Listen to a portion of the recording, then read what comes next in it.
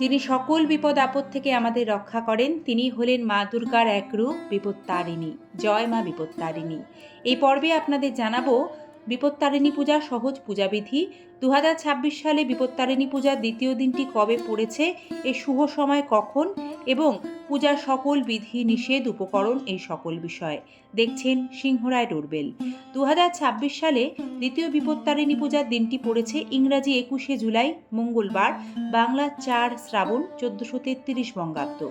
ওই দিন বিপত্তারিণী পূজার সবচেয়ে শুভ সময় থাকবে সকাল 7:50 থেকে দুপুর 2:41 পর্যন্ত।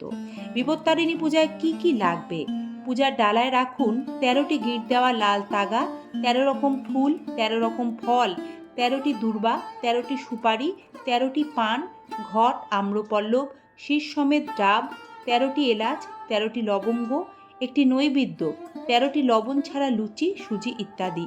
সুপারি ও পান কিন্তু গোটা অবস্থায় নিতে হবে। এই পুজো যারা করবেন, পুজোর আগের দিন কিন্তু তাদের সংযম করে পুরো দিন নিরামিষ আহার করতে হবে।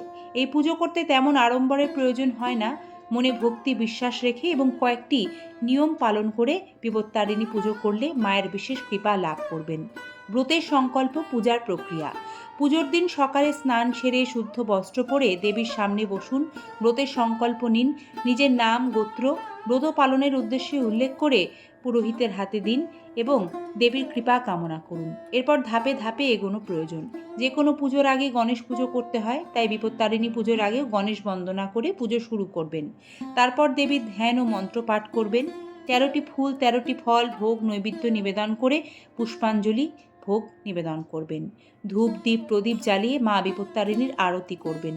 পুজো শেষ হলে যে লাল সুতো মা বিপত্তারিণীকে অর্পণ করেছিলেন, সেটি হলো বিপত্তারিণী ব্রতের বিশেষ অংশ। লাল সুতোয় 13টি গিঁট দেওয়া এবং 13টি দূর্বা বাঁধা। প্রতিটি গিঁট বাঁধার সময় দেবীর নাম জপ করবেন এবং সেটি হাতে ধারণ করবেন। পুরুষরা ডান হাতে আর মহিলারা এই সুতো বাম হাতে পরিধান করবেন। বিশ্বাস করা হয় এই রক্ষাসূত্র মা বিপত্তারিণীর আশীর্বাদ প্রাপ্ত। এটি যে কোনো বিপদ আপদ থেকে রক্ষা করে। এ পুজো হয়ে যাওয়ার পর ব্রতকথা অবশ্যই শুনবেন। তারপরে আরতি এবং কেউ যদি হোমযজ্ঞ করেন সেই ক্রিয়া সম্পন্ন করবেন। কিন্তু ব্রতকথা, পুষ্পাঞ্জলি, আরতি অবশ্যই করতে হবে।